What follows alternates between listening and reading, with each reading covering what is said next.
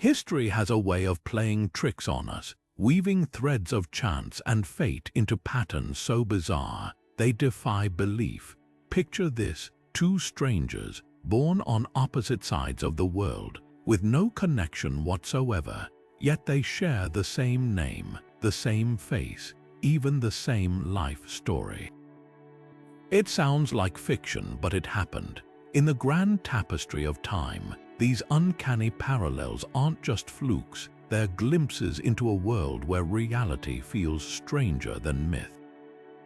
And today, we're diving into 25 of the most jaw-dropping historical coincidences that will leave you questioning everything you thought you knew about chance, destiny, and the invisible forces that shape our lives. What if I told you that some of history's most pivotal moments, wars, inventions, even entire civilizations, were shaped by twists of fate so precise they feel orchestrated? Take the eerie case of Abraham Lincoln and John F. Kennedy. Separated by a century, their lives mirrored each other in ways that border on the supernatural. Both were assassinated on a Friday in the presence of their wives by killers who themselves met mysterious ends, their successors both named Johnson. And the list goes on. These aren't just oddities, they're clues to a deeper mystery, a hidden rhythm in the chaos of history that begs the question, is anything truly random?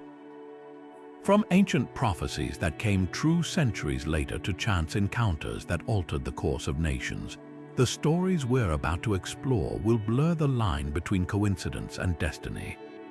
Some will send chills down your spine, others will make you laugh at the sheer improbability of it all. But one thing's for certain, by the end of this journey, you'll never look at history the same way again. So buckle up, because what you're about to discover isn't just a collection of odd facts.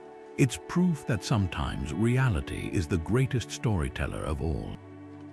The story of Thomas Jefferson and John Adams reads like something straight out of a novel. Two men who shaped a nation, locked in fierce rivalry, only to reconcile in their final years, their lives ending on the very same day. But this isn't fiction. On July 4, 1826, exactly 50 years after they signed the Declaration of Independence, both founding fathers took their last breaths hours apart. The odds of this happening by pure chance are astronomical, leading many to wonder whether fate itself was tipping its hat to history. Their relationship was anything but simple. Once close allies in the fight for independence, they became bitter political enemies. Adams, the staunch Federalist, and Jefferson, the champion of Democratic Republicans. Their feud grew so intense that for years they refused to speak.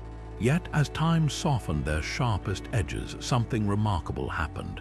Through letters, they began to rebuild their friendship, exchanging thoughts on politics, philosophy, and even aging. Their final correspondence is a testament to the power of reconciliation, written just weeks before their deaths. And then, the impossible. On the anniversary of the nation they helped create, Adams, unaware that Jefferson had already passed, uttered his famous last words, "Thomas Jefferson survives." He was wrong, but the timing was chilling. Two giants of American history departing the world together, as if scripted by some unseen hand. Even their contemporaries saw the symbolism, a divine bookend to the revolution they had sparked half a century earlier. Some call it coincidence, others see destiny at work. Either way, it's a moment in history that makes you pause and ask, was this mere chance or something far more extraordinary? The parallels between the deaths of Abraham Lincoln and John F. Kennedy are so eerily precise they've sparked debates for generations.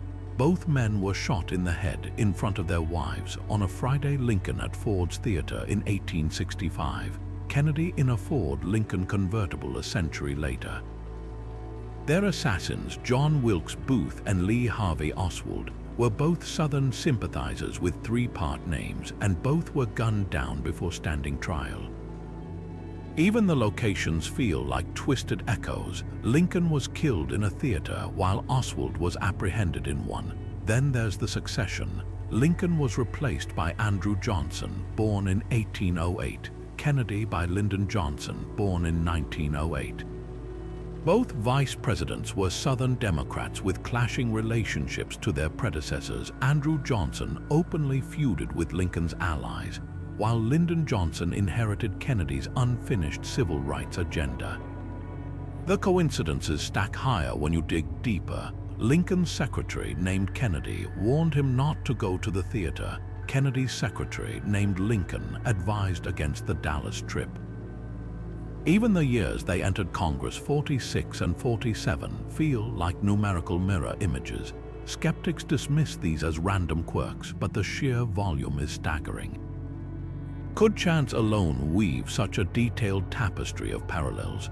Historians point out that some facts are exaggerated, like the myth that both assassins died in police custody exactly 2 hours apart. Yet the core coincidences remain, fueling conspiracy theories about hidden patterns or even time loops. Whether you see divine symmetry or mere happenstance, one thing's clear: these two tragedies, separated by a century, are forever bound by the unsettling precision of their echoes. 14 years before the Titanic met its tragic fate in the icy waters of the North Atlantic, a little-known author penned a story that would later send shivers down the spines of historians. In 1898, Morgan Robertson published Futility, a novella about an unsinkable luxury liner called the Titan, strikingly similar in name, design, and fate to the real-life Titanic. The parallels are so uncanny they border on prophecy. Robertson's fictional Titan was the largest ship of its time, labeled practically unsinkable, just like the Titanic. Both vessels met their end in April after striking an iceberg in the North Atlantic, with insufficient lifeboats to save the passengers. The Titan was 800 feet long, the Titanic 882. The fictional ship carried 3,000 passengers, while the real one had around 2,200. Even the speed at which they collided with the iceberg, 25 knots in the book, 22.5 in reality, feels like a detail too precise to dismiss. How could Robertson have known? Some argue it was a case of astonishingly accurate speculation, a writer tapping into the ambitions and blind spots of an era obsessed with maritime progress. Others whisper about precognition, a glimpse into a future that hadn't yet happened. Skeptics point out minor discrepancies. The Titan sank faster, and its journey was westbound, unlike the Titanic's eastbound route. But the core similarities remain unsettling. Even stranger, Robertson wasn't the only one who seemed to foresee the disaster. In 1912, a British journalist named W. T. Stead wrote a story about a shipwreck caused by insufficient lifeboats, a story he'd later become part of when he boarded the Titanic and perished. Coincidence, synchronicity, or something beyond our understanding? One thing's certain: when reality mirrors fiction with such precision, it forces us to wonder whether some stories aren't just tales but warnings whispered across time. History has few moments as bitterly ironic as King Louis XVI's diary entry on July 14, 1789. As Paris erupted in chaos, mobs storming the Bastille, the spark that would ignite the French Revolution. The king's handwritten record for the day was a single, oblivious word: nothing. It's a detail so perfect it feels like dark comedy. Here was a man whose reign was collapsing in real time, yet he either didn't notice or chose to ignore the earthquake beneath his feet. But the strangeness doesn't end there. Louis had a habit of tracking his hunts in that same diary, meticulously noting every stag he killed. For a king who loved routine, the fall of the Bastille was just another Tuesday. Some historians argue he genuinely didn't grasp the scale of the revolt at first. Others see it as symbolic, a monarch so disconnected from his people, he couldn't recognize their fury until it was too late. Either way, that one-word entry became a cruel punchline to his reign.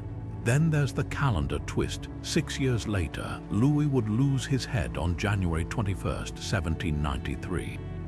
But under the new French Republican calendar created by the revolutionaries to erase all traces of the monarchy, that date was the 2nd of Pluvios.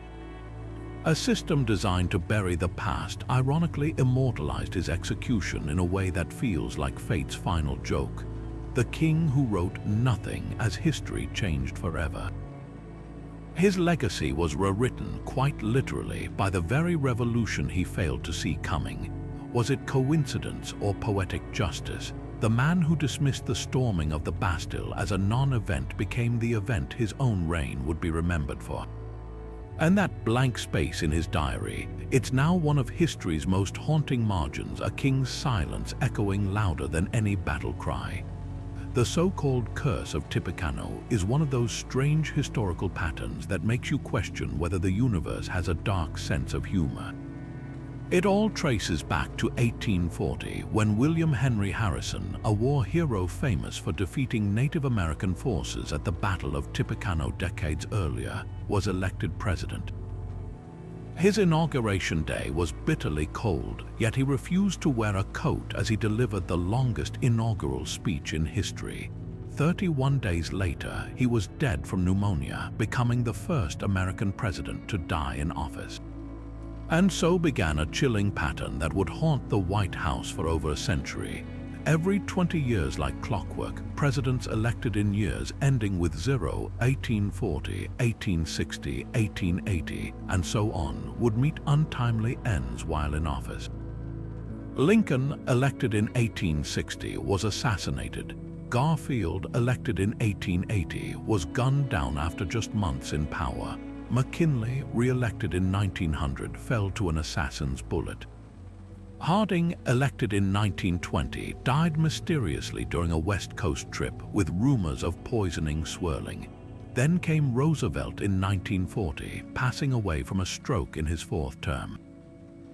And finally, Kennedy in 1960, another assassination that shocked the world. 7 presidents, 7 tragedies spanning 120 years. What could explain such a macabre sequence? Some point to the legend that Shawnee leader Tecumseh, defeated by Harrison at Tippecanoe, placed a curse on future American leaders during the War of 1812. Others argue it's just statistical oddity, a run of bad luck amplified by the dangers of 19th century politics. But the pattern was taken so seriously that after Kennedy's death, advisors reportedly begged Ronald Reagan, elected in 1980, to avoid public appearances on anniversaries tied to the curse. Then the unexpected happened. Reagan survived an assassination attempt in 1981, recovering fully and serving 2 terms, had the curse been broken. Skeptics say coincidence finally ran its course. Believers whisper that modern medicine and tighter security outsmarted fate.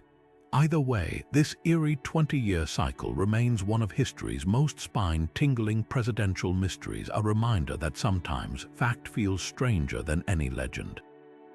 For over 200 years, the fate of the princes in the Tower was one of England's darkest mysteries.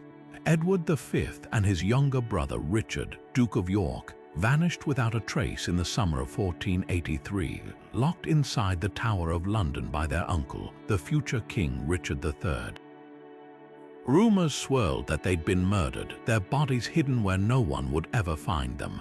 Then, in 1674, workers renovating the tower made a grisly discovery: a wooden chest buried beneath a staircase containing 2 small skeletons. The bones were quietly moved to Westminster Abbey, and for centuries the mystery lingered. Were these the lost princes? The evidence was staggering. The skeletons belonged to children roughly the boys' ages, and forensic examination in the 20th century confirmed they died around the right time. But the most chilling detail, the location.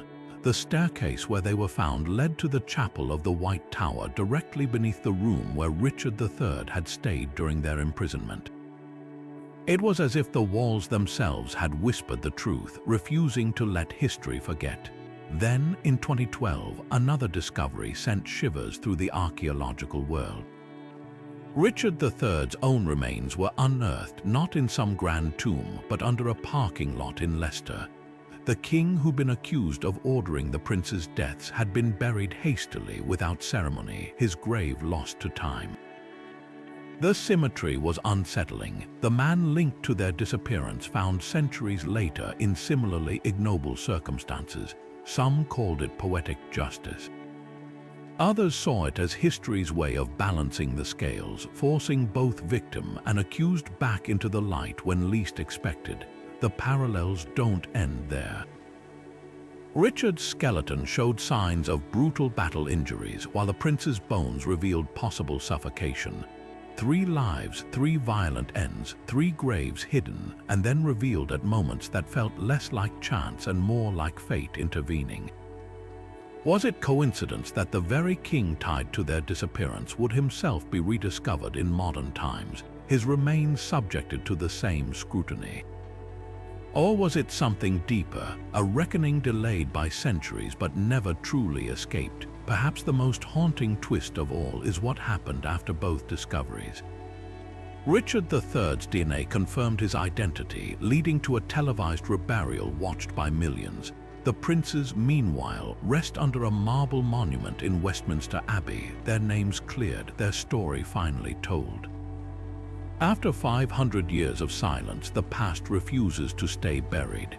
Whether you see it as karma, destiny, or mere chance, one thing's certain: history has a way of uncovering its own secrets, no matter how long it takes.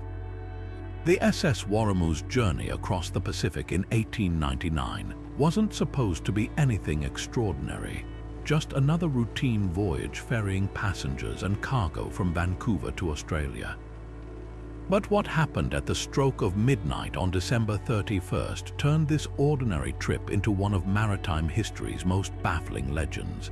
As the crew celebrated New Year's Eve, the ship's navigators realized something astonishing. Their position wasn't just crossing into a new year.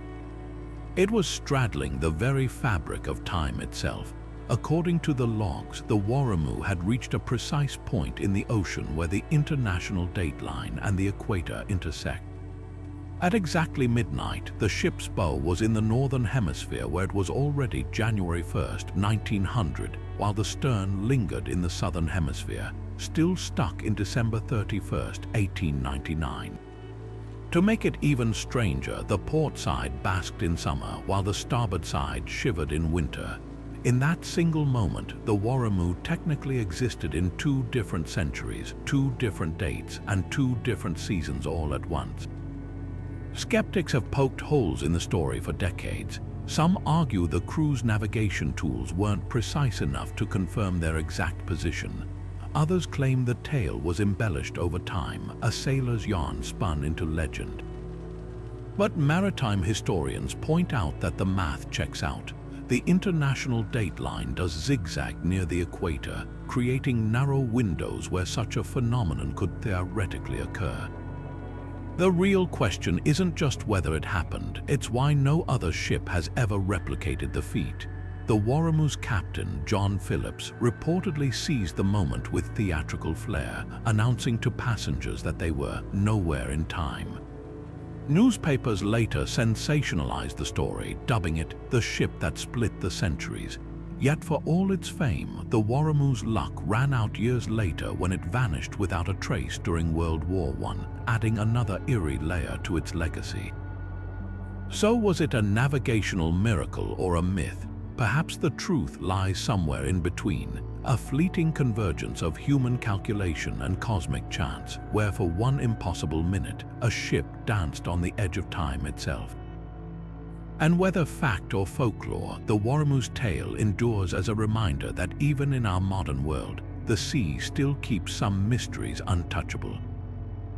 War has a way of weaving names together in patterns so strange they feel scripted. Consider the atomic bombing of Nagasaki, a moment that changed history forever. The man who translated for Kermit Behan, the pilot who released the bomb, bore the name Nobukazu Yoshimura, and here's where the coincidence chills. Years earlier, a Japanese submarine commander had carried that exact same name. 2 men connected only by the thinnest thread of fate, one helping deliver devastation, the other fighting against it. The submarine commander Yoshimura was no minor figure. He'd served with distinction during World War II, part of Japan's relentless naval forces. The translator Yoshimura, on the other hand, was a bilingual specialist pulled into the war's closing act, tasked with bridging the gap between American pilots and their grim mission. They never met, they likely never knew of each other's existence, yet their shared name binds them to one of history's most devastating events in a way that defies explanation. Dig deeper and the irony sharpens. The submarine commander's name symbolized Japan's military might, a name that in another life ended up facilitating the very strike that brought that might to its knees.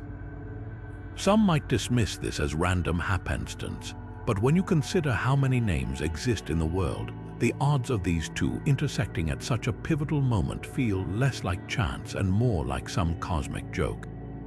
Even the details twist the knife. The submarine Yoshimura commanded was part of Japan's desperate final defenses, the same defenses the atomic bombs were meant to circumvent. In a cruel twist, his linguistic counterpart played a role in making that destruction possible. Two Yoshimuras, two sides of the same war, linked forever by a name neither could have predicted would matter so much. Historians often debate whether names hold power beyond the symbolic, but in this case it's hard not to wonder. Was it mere coincidence that the man who helped communicate the bomb's path shared a name with one of Japan's own warriors? Or does it hint at something deeper, the way history sometimes mirrors itself, even in the smallest details? Either way, the story of the two Yoshimuras stands as one of war's most haunting symmetries, a reminder that in the chaos of conflict, even names can become unwitting threads in fate's tapestry. Some stories defy explanation so thoroughly, they feel like cosmic pranks, none more chilling than the case of the twin brothers who met identical fates in the same stretch of the Seine River. Years apart, under eerily similar circumstances, two men with the same face, the same DNA, even the same name, drowned in the exact same spot. It wasn't a case of mistaken identity. It wasn't a twisted murder plot. It was history repeating itself with a precision that borders on horror. The first brother, a young man in his 20s, had been walking along the river's edge in Paris one evening in 1974 when witnesses reported seeing him suddenly lose his balance and tumble into the water. Despite frantic rescue attempts, his body wasn't recovered for days. The tragedy left his family shattered, especially his identical twin, who bore not just the grief of losing a sibling, but the eerie burden of staring into a mirror that no longer reflected back. Then, 5 years later, the impossible happened. The surviving twin, now living a quiet life in a different part of the city, visited the very same riverside spot, whether drawn by grief, curiosity, or something darker, no one can say. Witnesses later told police he'd been standing unusually close to the edge, staring into the water as if hypnotized. Then, just like his brother before him, he slipped. The same swift current, the same futile struggle, the same tragic end. Even the rescue teams noted the macabre familiarity of it all. What force could drive two men to perish in such eerily identical ways? Psychologists point to the phenomenon of twin telepathy, or shared subconscious impulses, stories of twins separated at birth who still choose the same careers, marry spouses with the same names, or feel each other's pain across continents. Could grief have subconsciously drawn the surviving twin back to that fatal spot, his mind replaying a trauma he couldn't escape? Then there's the river itself. Parisians have long whispered about the Seine's dark magnetism, its role in centuries of suicides and accidents. Some even cite the ancient Roman belief that rivers were gateways to the underworld, their currents pulling victims toward unseen forces. Skeptics dismiss these as superstitions, but the numbers are unsettling. The Seine claims more lives annually than any other river in France. Or perhaps the answer lies in something simpler, yet no less haunting: the power of habit. The twins had grown up near that riverbank, playing there as children. Was the second brother simply retracing old footsteps, unaware that fate had set the same trap twice? Whatever the truth, this tragedy lingers as one of history's most unsettling coincidences, a reminder that some patterns in life aren't just strange, they're inescapable. Some secrets hide in plain sight, encoded not in ciphers or symbols, but in the very structure of words themselves. Take the King James Bible, first published in 1611, a masterpiece of English literature that just happened to emerge during William Shakespeare's lifetime. Now here's where things get strange. If you open to Psalm 46 and count 46 words in, you'll land on shake. Count 46 words from the end of the same psalm and you arrive at spear. Put them together and you're staring at the bard's own name, hidden like a signature in Holy Scripture. Was this intentional? Scholars have debated for centuries. The timing is suspicious. Shakespeare turned 46 in 1611, the same year the King James Bible was completed. Some believe he may have been among the translators, subtly weaving his mark into the text. Others argue it's pure coincidence, a quirk of language amplified by pattern-seeking minds. After all, the King James translation involved dozens of scholars working in committees, hardly the place for one man to sneak in personal flourishes. But the plot thickens. The 46th word from the start of Psalm 46 isn't just shake, but shake followed by a comma, as if pausing for dramatic effect. The 46th word from the end, spear, appears mid-sentence, unmistakable. Even the psalm's themes feel Shakespearean. God is our refuge and strength. It begins echoing the dramatic tension of his plays, where divine justice and human ambition often collide. Skeptics counter that the King James Bible was a collaborative effort with strict oversight. Wouldn't someone have noticed such an obvious insertion? Yet history is full of overlooked details, like the fact that Shakespeare's hometown, Stratford-upon-Avon, was just a day's ride from Cambridge, where much of the translation work occurred.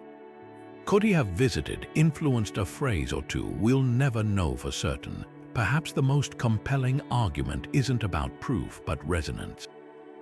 Shakespeare's works are saturated with biblical references, from Hamlet's allusions to Cain, and Abel to Portia's mercy speech in The Merchant of Venice, mirroring Christ's teachings. If the code is real, it's less a boast and more a quiet homage, a poet acknowledging the book that shaped his imagination.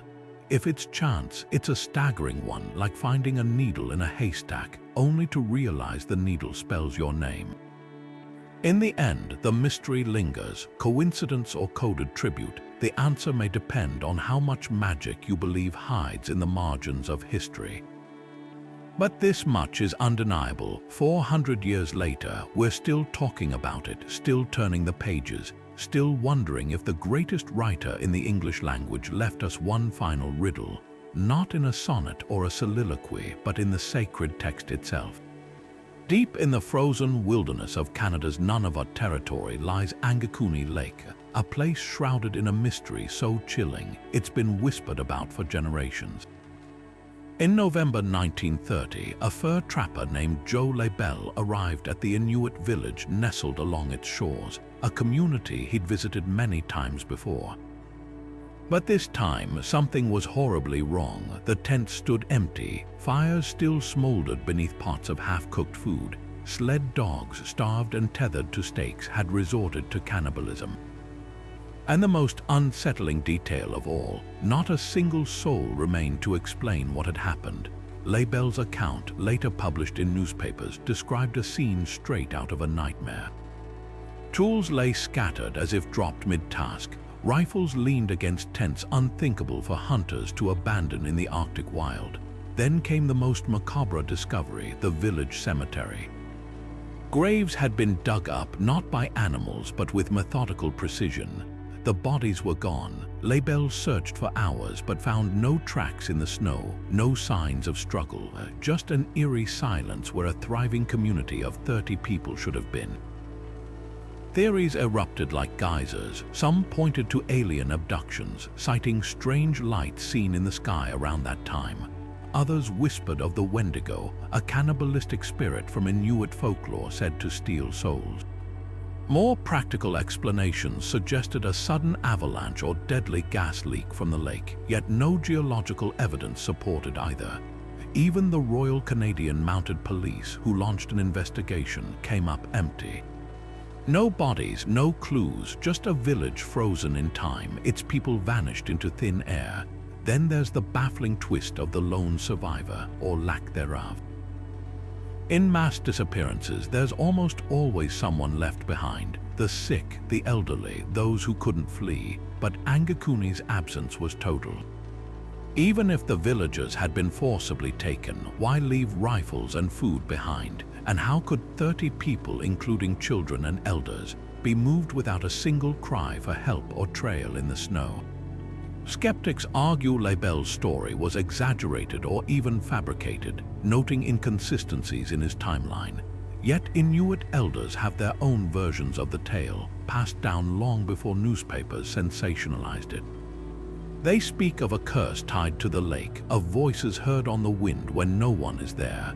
Modern researchers have combed the area, but the village's exact location remains disputed, lost to shifting ice and time. The most haunting question isn't just what happened, it's why the land itself seems to resist answers. Angakuni Lake sits along the Kazan River, a migration route for caribou and a lifeline for nomadic peoples. If an entire village could disappear without a trace here, in a place so vital, what does that say about the fragility of human presence in the wild? Perhaps some mysteries aren't meant to be solved. They're just echoes, reminders that even in our modern age, there are still corners of the world where history can simply vanish. Imagine discovering you had a twin you never knew existed, only to find out they'd lived your life, just in a different town. That's exactly what happened when Jim Lewis and Jim Springer reunited at age 39 after being separated as infants. The similarities between them weren't just uncanny, they were downright eerie. Both were raised in Ohio, just 80 miles apart, by adoptive families who named them James. Both grew up with a brother named Larry and a dog named Toy. Both married women named Linda, then divorced and remarried women named Betty. Both worked part-time as sheriffs, enjoyed woodworking, and vacationed at the same Florida beach. Even their sons had matching names, James Allen and James Allen. Psychologists call this the Jim twins phenomenon, a case so striking it reshaped our understanding of nature versus nurture. The twins' story began in 1940 when they were born to a struggling mother who gave them up for adoption. Their paths diverged. Lewis grew up in a working-class home, Springer in a more affluent one, yet their choices mirrored each other with unsettling precision. When researchers at the University of Minnesota studied them, they found matching fingerprints, nearly identical IQs, and even the same habit of biting their nails to the quick. So how much of this was genetic destiny? Scientists point to traits like temperament. Both Jims were soft-spoken yet prone to sudden bursts of anger, and talents like mechanical aptitude, which often have strong biological roots. But what about their wives' names, their choice of vacation spots? That's where chance seems to creep back in. Statisticians calculate the odds of two people sharing so many specific details as astronomically low. Some argue it's proof that genetics script more of our lives than we realize, nudging us toward certain preferences and patterns. Others see it as coincidence amplified by selective memory. After all, no one mentions the dozens of ways their lives differed. Then there's the strangest twist of all, their health. Both developed migraines at 18, followed by identical heart conditions in their 50s. When Jim Lewis died in 2019 from a disease rare in men, Jim Springer, despite living a separate life, succumbed to the same illness months later. It's as if their DNA carried not just shared traits, but a shared timeline. Whether you see their story as a fluke or a revelation, one thing's clear: the Jim twins left us with a haunting question. How much of our lives do we truly choose, and how much was written in our cells long before we took our first breath? The year was 1920 in the small Czechoslovakian town of Privos, where two couples stood at the altar on the same sunny June day. where their lives were already knotted together by something darker than chance. Jaroslav and Marie Kotesek exchanged vows in the morning ceremony. Antonin and Marie Doljul followed that afternoon. The brides shared not just a first name, but a birthday. The grooms, both coal miners who worked the same shafts. Locals joked about the symmetry, calling it the town's double wedding, never imagining how grim the echoes would become. 7 years later, both families boarded the same train to a nearby spa town, seeking rest after years of backbreaking labor. As the locomotive rounded a curve near Studenka, the unthinkable happened. A catastrophic derailment sent cars careening into a ravine. When rescuers combed through the wreckage, they found all 4 members of the Kotesek and Doljul couples among the dead, their bodies recovered mere feet apart. The odds of such a specific tragedy repeating itself were beyond improbable. It was like watching fate roll doubles with loaded dice. Newspapers at the time spun the story as a dark fairy tale, with headlines like "The Wedding That Doomed 2 Families." Superstitious villagers whispered that the shared birthday between the brides had been an omen, a thread of bad luck woven into their lives from the start. Statisticians later calculated the probability of 2 couples with so many overlapping traits perishing together in the same accident. It came out to roughly 1 in several billion.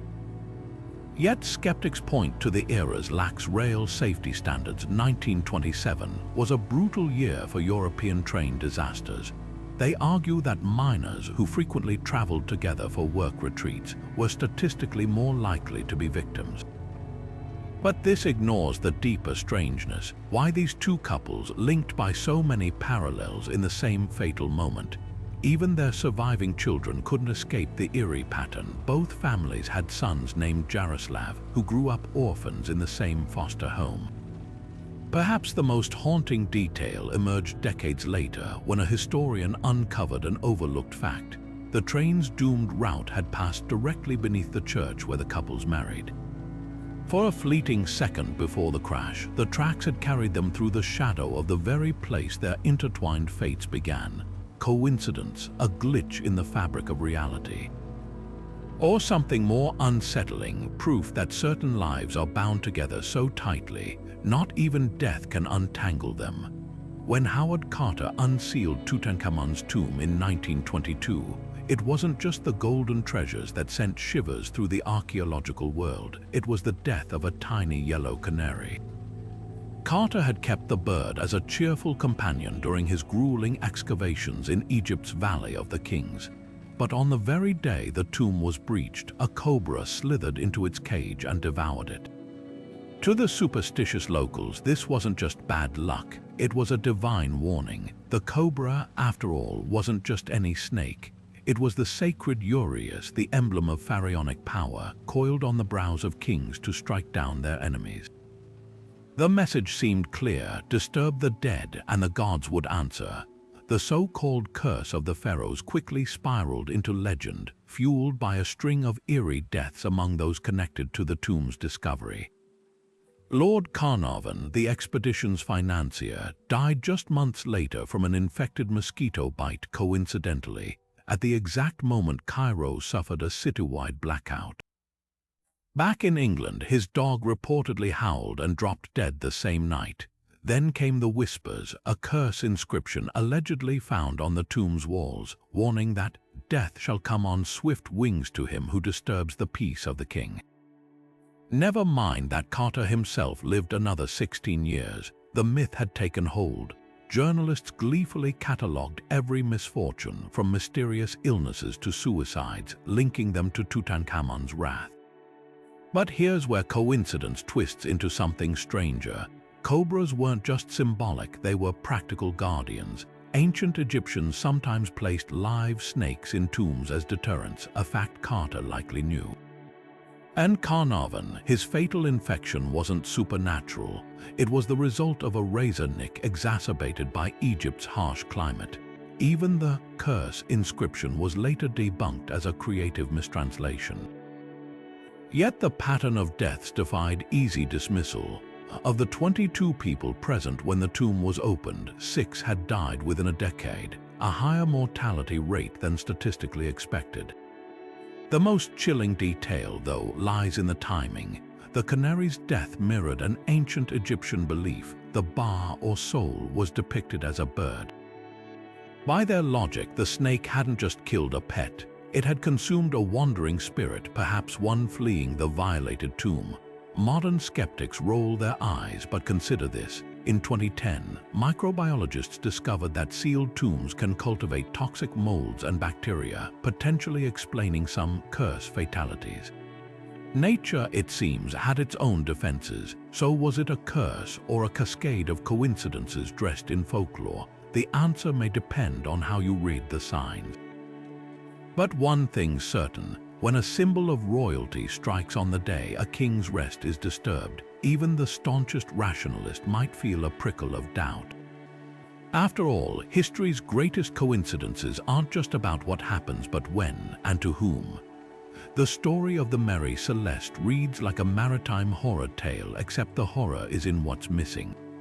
When the British brigantine de Gracia spotted her drifting off the Azores in December 1872, she was a ghost ship in the truest sense. Her sails were slightly torn but still set, as if the crew had simply vanished mid-task. A lifeboat was gone, yet the ship's cargo barrels of alcohol remained untouched. There was no sign of struggle, no water damage, not even a scratch to suggest piracy. The captain's logbook sat abandoned, its last entry dated 9 days earlier with no hint of distress. And the crew, nowhere to be found. The missing captain's name was Benjamin Spooner Briggs, a seasoned sailor with an impeccable reputation. He'd taken command of the Mary Celeste with his wife, Sarah, and their 2-year-old daughter, Sophia, joining a crew of 7 for what should have been a routine voyage from New York to Genoa. But something went terribly wrong. Theories range from mutiny to seaquakes, from alcoholic fumes causing panic to waterspouts terrifying the crew into abandoning ship. Yet none fully explain why experienced sailors would flee a perfectly seaworthy vessel without even grabbing their personal belongings. Here's where coincidence sharpens into something unnerving. 40 years later, another Captain Briggs, Arthur Rostron Briggs, would steer the RMS Carpathia through icy Atlantic waters to rescue Titanic survivors in 1912. The namesake connection is eerie enough, but dig deeper and the parallels grow stranger. Both Briggs' men commanded ships entangled in legendary maritime mysteries, one found empty, the other arriving too late to prevent tragedy. And both vessels, the Mary Celeste and the Carpathia, would meet grim fates. The Celeste wrecked deliberately for insurance fraud in 1885, the Carpathia torpedoed by a German U-boat in 1918. But the real spine-tingler lies in the timing. The Mary Celeste's crew disappeared around November 25, 1872, the same calendar date the Carpathia would later reach Titanic's distress call. To superstitious sailors, this wasn't just coincidence, it was cosmic bookending, as if the sea itself kept a ledger of lost souls. Even the rescue's geography feels symbolic. The Celeste vanished near the Azores, while the Carpathia's heroic dash began near those same islands. Historians dismiss the connection as random, pointing out that Briggs was a common surname among New England seafarers. Yet it's hard to ignore how these two captains, separated by generations, became unwilling players in nautical folklore, one synonymous with abandonment, the other with rescue. Perhaps the lesson isn't in the names, but in the stories we attach to them. The sea doesn't keep records, but humanity will always search for patterns in the waves, especially when they whisper names we think we've heard before. Years before the skyline of New York was forever altered, a little-known novel painted a scene so eerily familiar, it would later send chills down the spines of investigators. In 1975, author Arthur Haley released The Inferno, a thriller about a desperate man hijacking an airliner, not for ransom but as a weapon. His target, the World Trade Center's North Tower. The method, a deliberate crash into the upper floors. Sound familiar? The parallels to September 11th are so precise, they've sparked decades of debate. Was this fiction's most unnerving prophecy, or just a coincidence too terrifying to ignore? Haley's novel wasn't some obscure pulp fiction. A best-selling writer of airport and hotel, he researched meticulously, consulting pilots and engineers to craft plausible scenarios.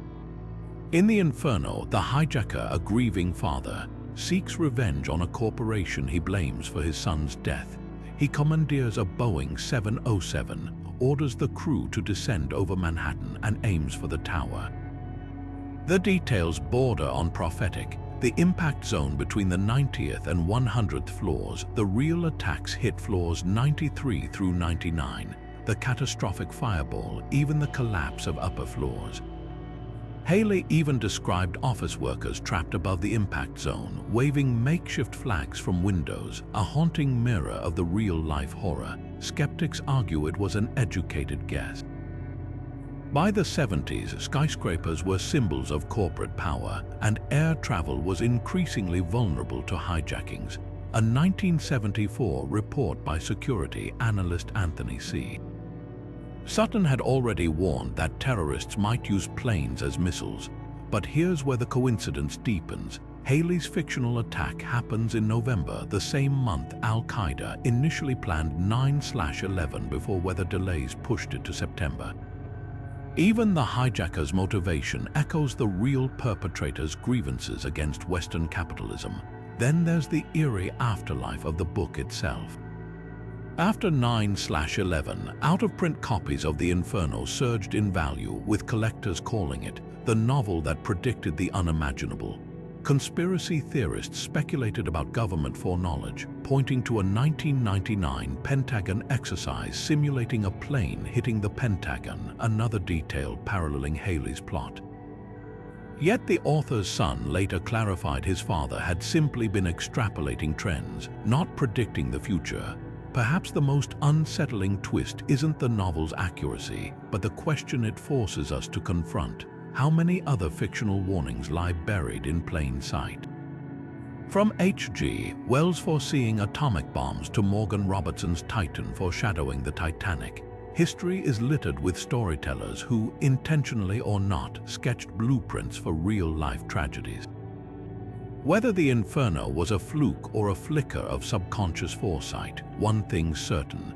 It stands as a stark reminder that sometimes the line between imagination and reality is thinner than we dare to believe.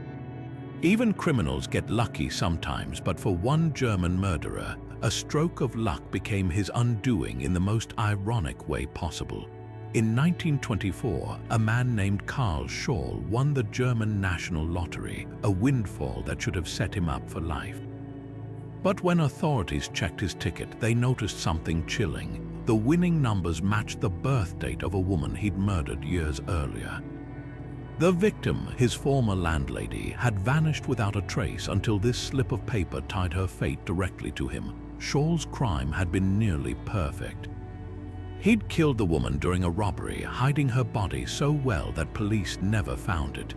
Without evidence, the case went cold, and Scholl moved on, assuming he'd gotten away with murder. Then came the lottery, a twist so bizarre it felt like cosmic revenge. The numbers weren't just close to the victim's birthday, they aligned exactly, day, month, and year. Investigators, already suspicious of Scholl's sudden wealth, pounced. Under questioning, his alibi crumbled, and he eventually confessed, revealing where he'd buried the body. What makes this story linger isn't just the irony, it's the question of why Scholl would play those numbers at all. Some theorize guilt haunted him, subconsciously guiding his choice. Others believe it was sheer arrogance, a killer toying with the memory of his crime. But the darkest possibility, pure, meaningless chance. The universe serves up random patterns every day. This one just happened to unravel a murderer. The trial became a sensation, with newspapers dubbing it the Lottery of Doom. Even the judge remarked on the improbability, calling it as if the victim herself reached from the grave to point the finger.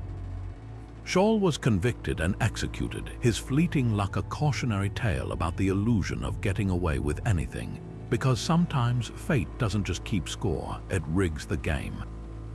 History has a curious habit of crafting mirror images, especially when it comes to the men who have occupied the Oval Office.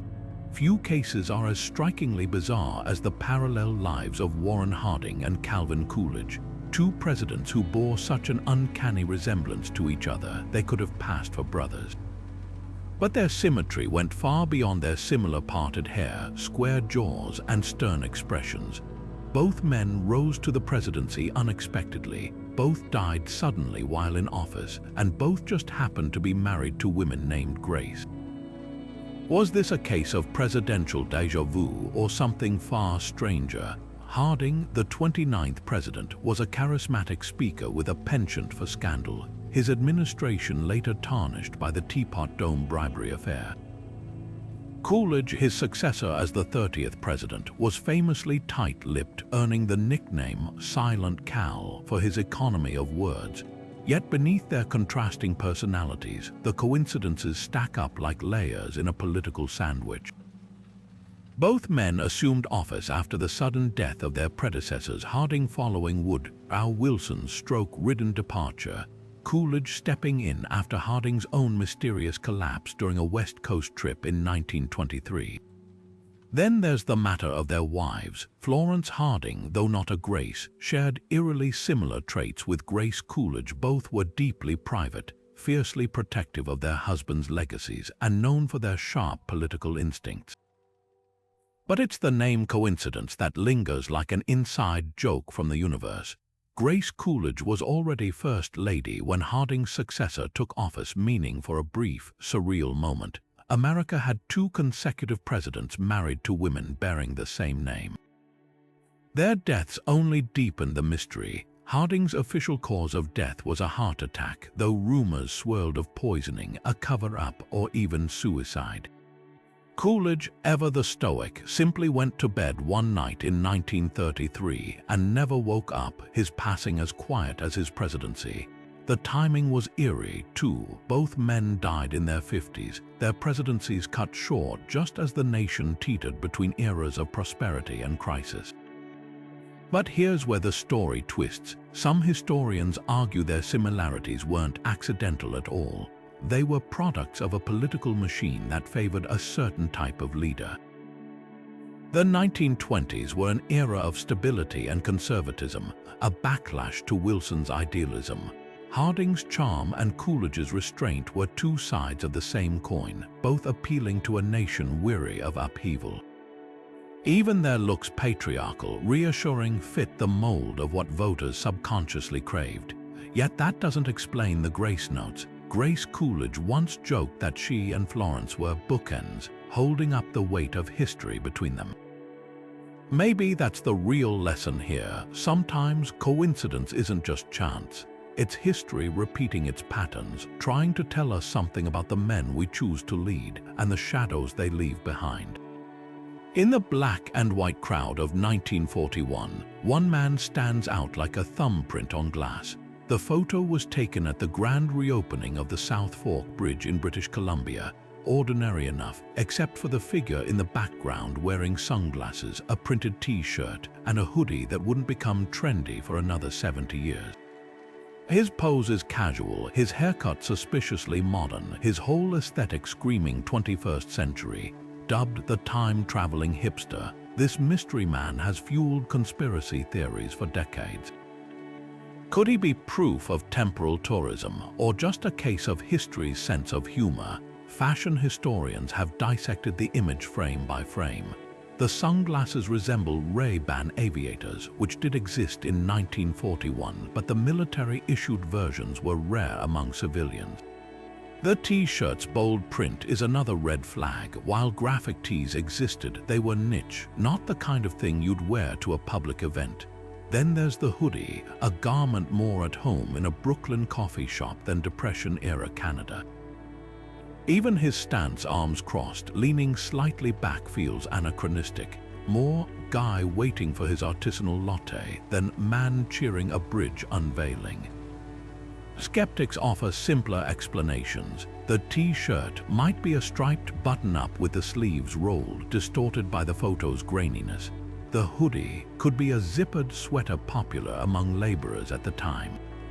And those sunglasses may be just an early adopter of military surplus fashion, but the uncanny valley between possibility and impossibility keeps the debate alive. After all, nostalgia cycles exist. What if this guy was simply ahead of his time? A sartorial prophet whose style wouldn't be appreciated until the Instagram era.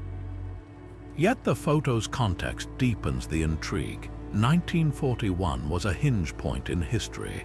World War II raging overseas, technology advancing at breakneck speed.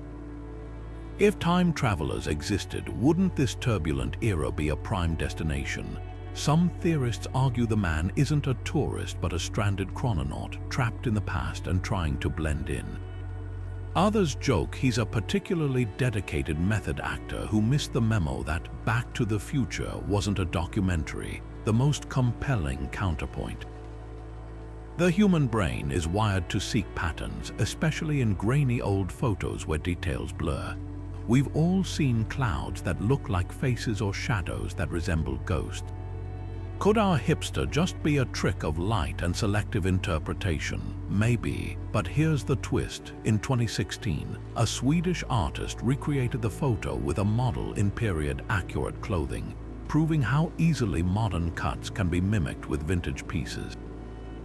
The verdict: history's wardrobe might be more flexible than we thought.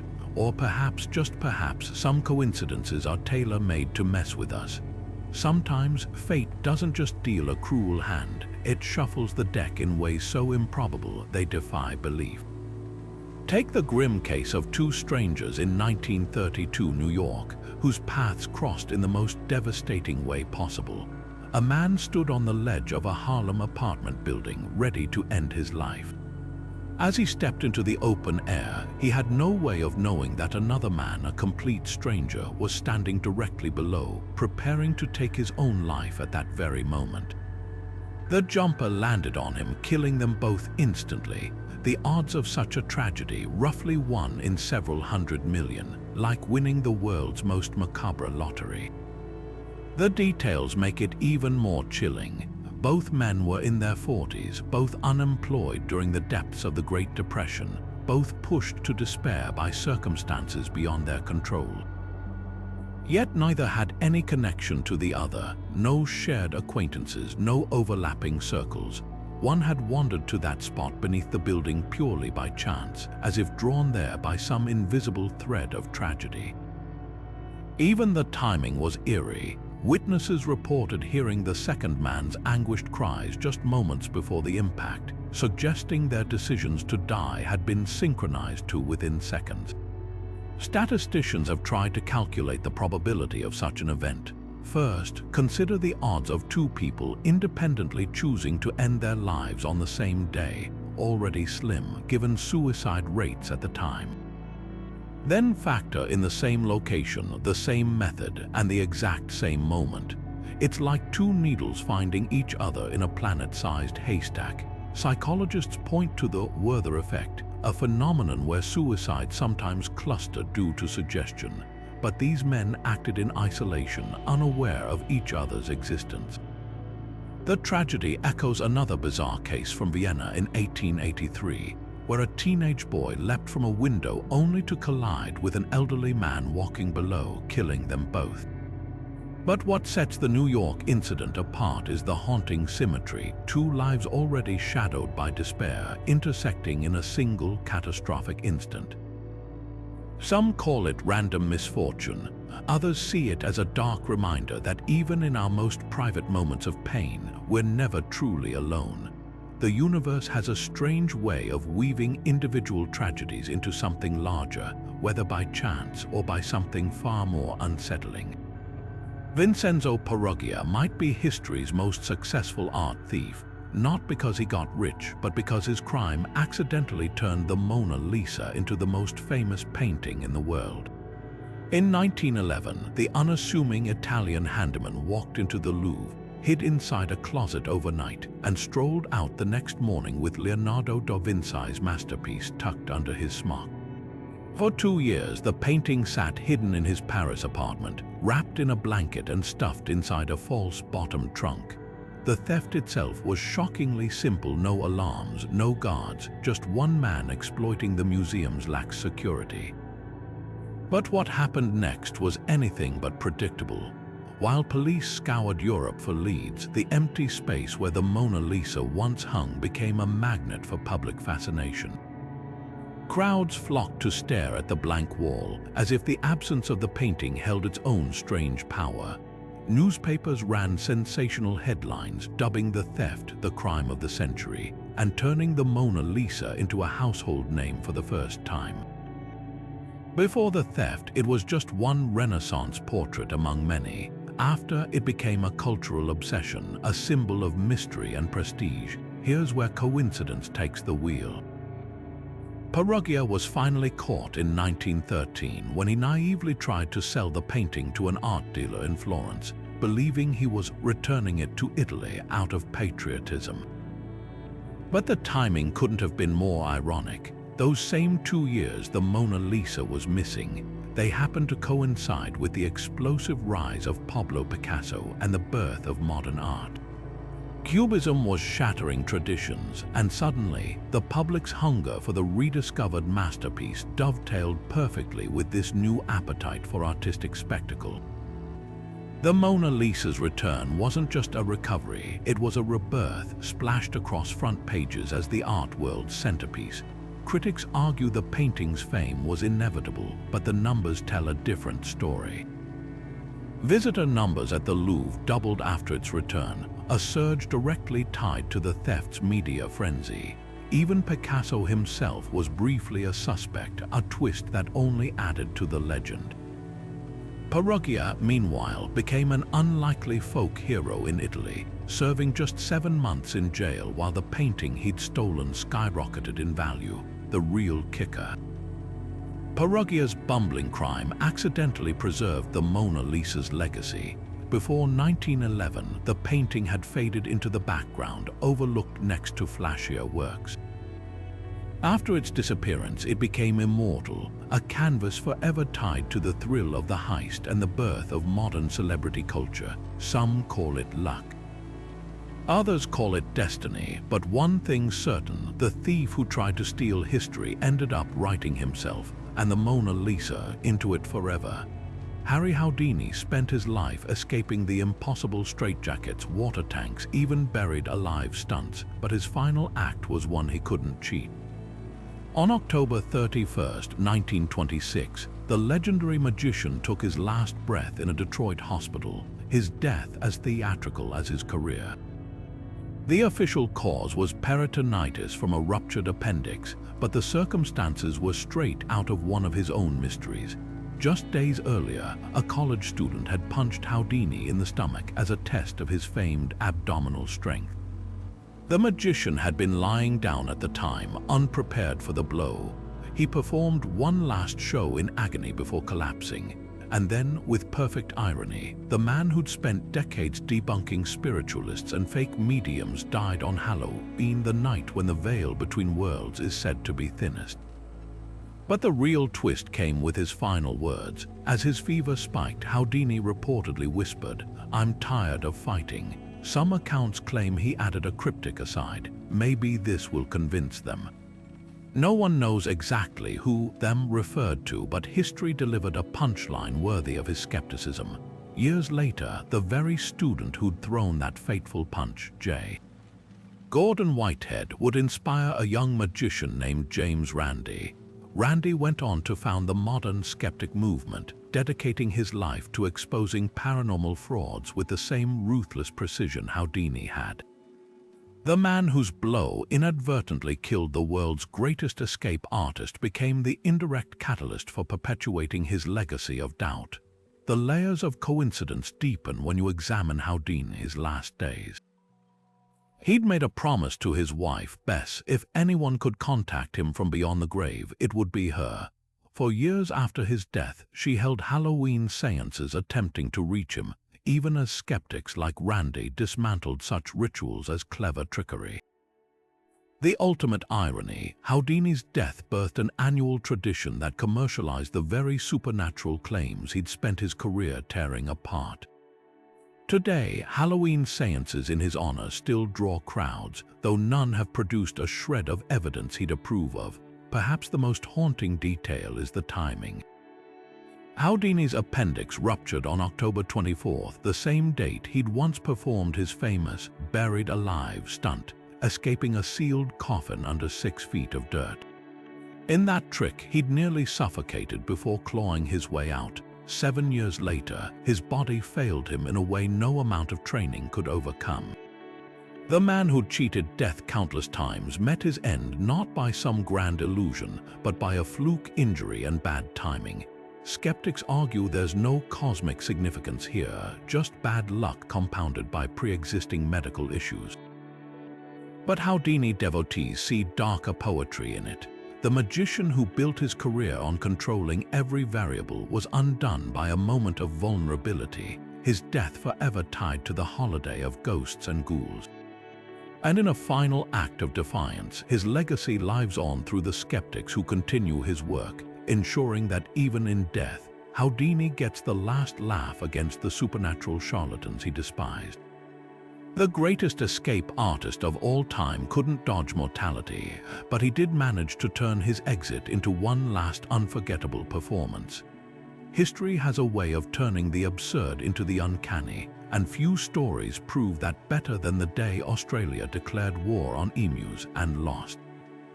In 1932, the Australian military deployed soldiers with machine guns to cull emus ravaging farmland in Western Australia. The operation was a spectacular failure. The birds, faster and more elusive than expected, dodged bullets with almost comical ease. Newspapers dubbed it the Great Emu War, a humiliating footnote in military history. But 88 years later, the universe decided to replay the joke, this time with the United States military as the punchline. In 2020, the U.S. Naval War College ran a strategic simulation pitting American forces against a fictional emu empire. The scenario, designed to test unconventional threats, featured a hostile, bird-dominated Australia wielding advanced drone technology. The parallels were too precise to ignore another modern military, another emu-related farce, another moment where reality blurred with satire. Defense analysts insisted the exercise was purely hypothetical, a creative way to explore asymmetric warfare. But the timing felt like cosmic mischief. The simulation ran just months after Australia's actual emu population had surged again, reviving old jokes about the bird's unbeaten streak against human armies. What makes this echo so strange isn't just the repetition, it's the underlying irony. Both scenarios forced highly trained militaries to confront the limits of conventional power against chaotic, unpredictable foes. In 1932, the emus won by sheer resilience, scattering under fire and outlasting the soldiers' patience. In 2020, the fictional emu empire exploited technology and terrain, turning the bird's natural advantages into a nightmarish guerrilla campaign. The lesson, whether in dust-choked farmlands or digital war rooms, underestimating the absurd can be the costliest mistake of all. Skeptics argue the connection is tenuous after all. Military simulations often use outlandish scenarios to break rigid thinking. But history loves a callback. The original Emu War became a symbol of human hubris, a reminder that nature doesn't follow rulebooks. The Emu Empire simulation, intentionally or not, resurrected that theme for an era of drone strikes and cyber warfare. Maybe it's coincidence, maybe it's a subconscious nod to a story too ridiculous to forget. Or maybe, just maybe, it's proof that when history repeats itself, it doesn't always bother with tragedy. Sometimes it settles for a punchline. The story of the Titanic didn't end with its infamous sinking in 1912. It echoed across the Atlantic just 4 years later, when its nearly identical sister ship, the RMS Britannic, met a chillingly similar fate. Built by the same hands, designed with the same grandeur, the Britannic was meant to correct the Titanic's tragic flaws. But history has a cruel sense of irony. The ship that was supposed to redeem its predecessor's legacy instead became its haunting mirror image. On November 21, 1916, the Britannic struck a German mine in the Aegean Sea during World War I, tearing open its hull in almost the same spot where the Titanic had scraped the iceberg. Yet this time, the ending was different. The lessons of the Titanic's disaster saved lives, turning what could have been a repeat catastrophe into a story of survival against the odds. When the Titanic sank, the world demanded change. The Britannic was still under construction, and engineers scrambled to implement every possible safety improvement. Double hulls reinforced its vulnerable areas. Watertight bulkheads were raised higher, ensuring the ship could stay afloat even with more compartments flooded. Most critically, the Britannic carried enough lifeboats for every soul on board, a direct response to the Titanic's fatal shortage. These upgrades weren't just technical tweaks. They were a moral reckoning, humanity's attempt to outsmart the arrogance that had doomed the Titanic.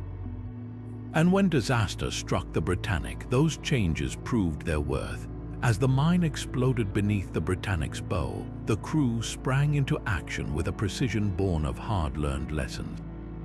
Distress signals flew up immediately. Lifeboats were launched swiftly, even as the ship listed dangerously. Nurses and medics, the Britannic was serving as a hospital ship, ushered patients to safety with practiced calm. But fate still had one cruel twist to deliver. 2 lifeboats, launched too early in the chaos, were sucked into the churning propellers as the ship's stern rose from the water.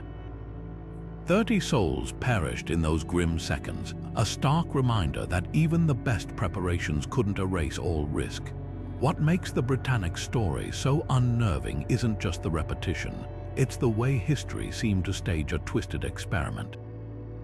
Same ship, same wound, but with different variables. The Titanic sank in freezing waters, its distress calls ignored by a nearby ship whose radio operator was off duty. The Britannic, by contrast, went down in warmer seas, with rescue vessels already racing to its aid thanks to its instant SOS. The Titanic's lifeboats drifted half-empty due to panic and poor training. The Britannic's crew evacuated with near-textbook efficiency. In the end, only 30 died on the Britannic compared to the Titanic's 1,500. The difference wasn't luck, it was the weight of hindsight, yet the parallels don't stop there. Both ships were deemed unsinkable in their time, a label that became a cautionary tale about human hubris.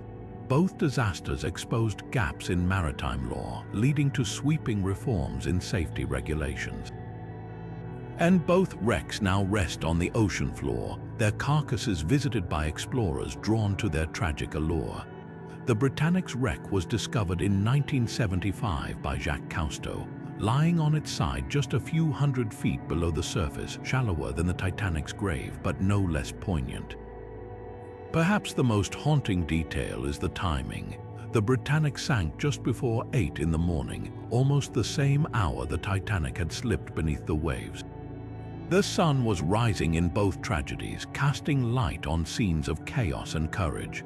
For those who survived the Britannic, there must have been a surreal sense of déjà vu, as if they were reliving a nightmare the world had sworn to forget. So was it coincidence or something deeper? The Britannic story feels like history offering a do-over, a chance to prove that humanity could learn from its mistakes. And in a way it did, but the echoes between the two disasters, their shared DNA, their mirrored wounds, suggest something more unsettling, that progress often comes dressed in tragedy's clothes. The Britannic didn't just sink, it completed a circle, proving that even when we rewrite the rules, the past never truly lets go. Minoru Genda's life reads like a script too improbable for fiction, a man who helped orchestrate one of history's deadliest surprises only to find himself at the mercy of another. As the mastermind behind Japan's attack on Pearl Harbor, he spent years perfecting the art of aerial warfare, his strategies steeped in the ruthless calculus of military advantage. Yet on August 6, 1945, fate handed him a brutal twist. He was in Hiroshima the day the atomic bomb fell. The irony was staggering, the architect of a surprise attack now standing in the shadow of the ultimate surprise attack. one he couldn't have imagined in his most chilling plans. Genda's survival that day defied logic. Though he was just 2 miles from ground zero, a concrete wall shielded him from the blast's full force. Emerging into a nightmare of ash and screams, he later described the city as a graveyard without tombstones.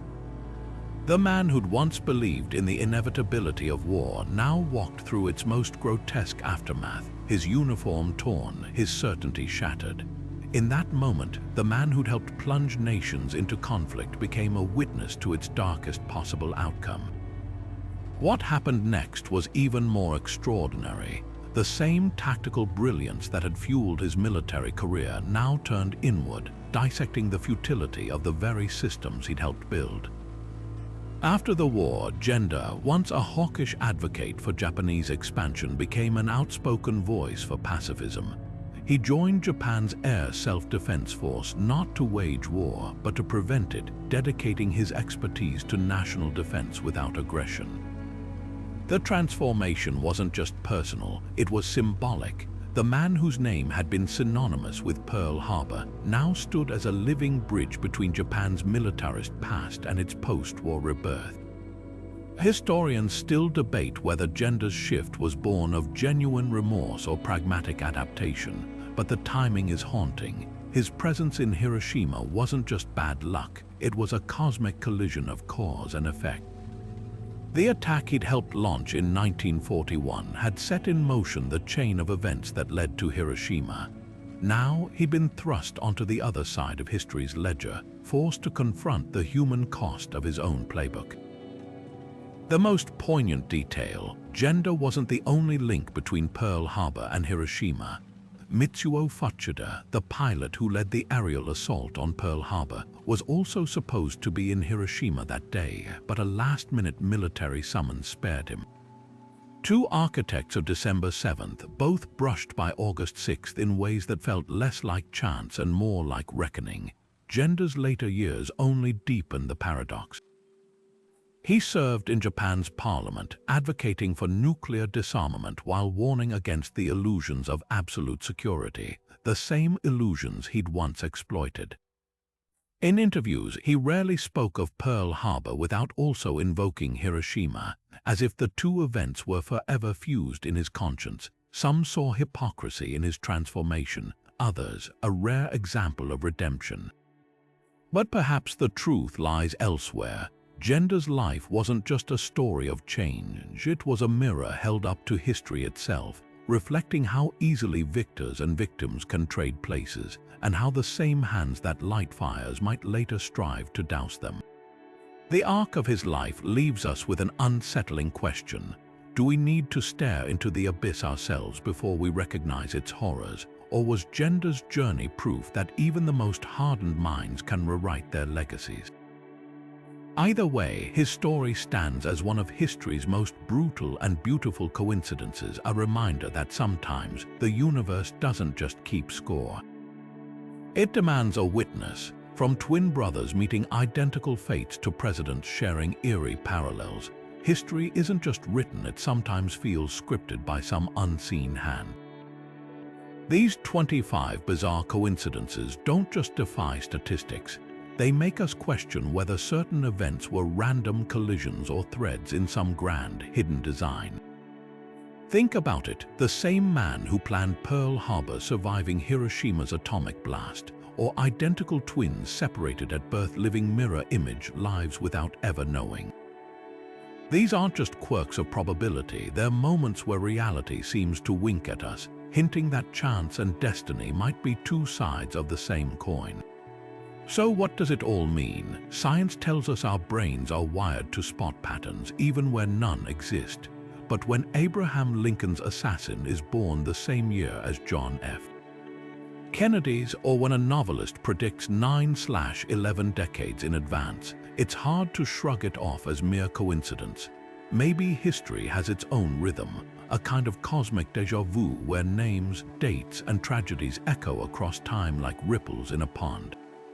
Or maybe, just maybe, these uncanny overlaps are reminders that the universe has a sense of humor, one that's equal parts playful and profound. Now it's your turn. Have you stumbled upon a historical coincidence that left you speechless? Maybe a war hero sharing your exact birthday, or a long-lost letter predicting a modern event.